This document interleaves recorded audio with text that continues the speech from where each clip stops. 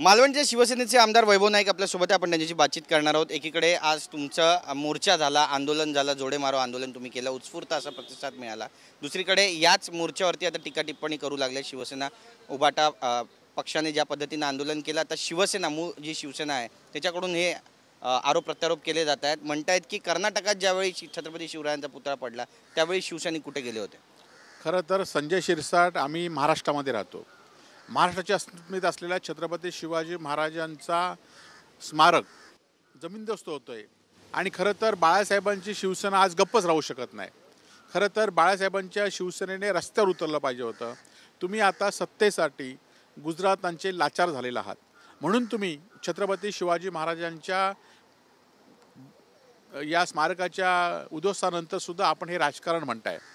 खरं तर बाळासाहेबांनी छत्रपती शिवाजींचे विचार आणून ते तरुणांना पुढे नेऊन या ठिकाणी शिवसेना पुढे आणली आणि खरं तर तुमचं रक्त सळसळलं पाहिजे होतं की महाराजांच्या स्मारकामध्ये भ्रष्टाचार होतोय आणि हे स्मारक तुटतंय आणि आज तुम्ही रक्त न सळसळता तुम्ही या ठिकाणी याबाबतीत राजकारण करताय. खरं तर आज तुम्हाला महाविकास आघाडीच्या वतीने जुतमारा आंदोलन या ठिकाणी केलं, परंतु येणाऱ्या काळामध्ये विधानसभेमध्ये तुम्हाला जनता चपलाने या सत्तेच्या बाहेर काढल्याशिवाय राहणार नाही एवढी मात्र नक्की आहे. फडणवीस यांनी पण टीका केली. आता सावरकरांची माफी मागणार का असा प्रश्न सुद्धा भाजपचे नेते विचारू लागलेले आहेत आणि फडणवीस म्हणतात की आता ठाकरे काँग्रेसला माफी मागायला लावणार का. खरं तर आपण कुठला विषय कुठे घेऊ नका. कालच संजय राऊत सांगितले की छत्रपती शिवाजी महाराज आणि सावरकर यामध्ये खूप फरक आहे. छत्रपती शिवाजी महाराज ही महाराष्ट्राची अस्मिता आहे आणि या अस्मितेचा पुतळा तुमच्या भ्रष्टाचारामुळे जमीनदोस्त झाला.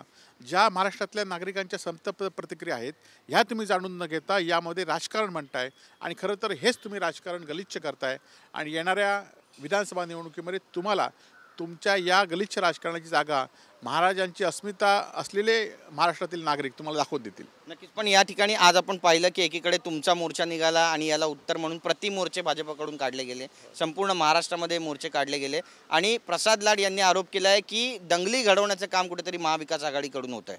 खरं तर भारतीय जनता पार्टीने जर भ्रष्टाचारांना अटक केली असते, या आपटे जो 8 दिवस झाले फरार आहे त्याला जर अटक केली असती तर तुम्ही या ठिकाणी सरकार चालवण्यास लायक होता. परंतु 8 दिवस झाले तरी ज्या आपटेला कुठलाही अनुभव नाही अशा आपटेला तुम्ही काम दिलात. ते काम कसं कोसळलं आहे, स्मारक छत्रपतींचं कसं कोसळलं हे महाराष्ट्रातल्या देशातल्या आणि जगातल्या जनतेने बघितलं आहे आणि आज तुम्ही ह्या बाबतीत राजकारण करताय. खरं तर आपटेला अटक करण्याचं काय ते बोला, त्यांच्यावर कारवाईचं बोला, मंत्र्यांचे राजीनाम्याचं बोला. असं न बोलता तुम्ही हा दुसरीकडे कुठेतरी लक्ष नेण्याचा प्रयत्न या ठिकाणी करताय. नक्की. छत्रपतींचा पुतळा कोसळला मालवणमध्ये, बरेचसे आरोप तुमच्यावर पण केले जात आहेत आणि कुठेतरी तुम्ही या सगळ्या प्रकरणामध्ये आहात का असा प्रश्नसुद्धा उपस्थित केला जातो. निलेश राणे ज्या पद्धतीने आरोप करतायत, संपूर्ण राणे कुटुंबीय ज्या पद्धतीने तुमच्यावर आरोप करताय, याला उत्तर तुम्ही कसं देणार. मी याला योग्य वेळी असं उत्तर देईन. त्यांनी सांगितलं 4-5 दिवसात काय ते पुरावे सादर करतो. पुरावे सादर केल्यानंतर मी 2 दिवस झालेत, मी दिवसाची वाट बघतोय, दिवस मोजतोय आणि त्यानंतर मी योग्य असं उत्तर या ठिकाणी देईन. तुमच्याकडून पण काही पुरावे सादर केले जाणार आहेत या प्रकरणात. मी तर खरं तर या भ्रष्टाचाराचं सुरुवातीपासूनच मी या ठिकाणी काढलेलं आहे की स्मारकाच्या कामामध्ये भाग पाडलेत, स्मारकाचं काम नसलेल्या ठेकेदाराला दिलं आहे. स्मारकाचे खरं तर स्मारक नौदलाने केले म्हणतात, परंतु तुम्ही नौदलाच्या ठेकेदारावर तुम्ही गुन्हे नोंद करताय, नौदलावर तुम्ही गुन्हे नोंद करत नाही, नौदल त्याबाबत काही बोलत नाही. त्यामुळे ह्या सगळा भ्रष्टाचाराचा प्रकार आहे आणि हा सगळा शासनाच्या महाराष्ट्र शासनातल्या काही लोकांच्या सहकार्यातनं काही लोकांचं त्याला पाठिंबा असल्यामुळे झालेला आहे. नक्कीच. पण या सगळ्यांचा खुलासा वैभव नाईक तुमच्याकडून केला जाईल. निश्चितपणे. खुलासा म्हणजे काय माहिती आहे की योग्य वेळी त्याचं मी उत्तर देईन.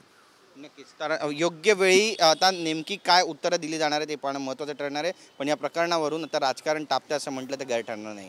कॅमेरा पर्सन योगेश गुरवसह गिरीश गायकवाड, TV9 मराठी, मुंबई.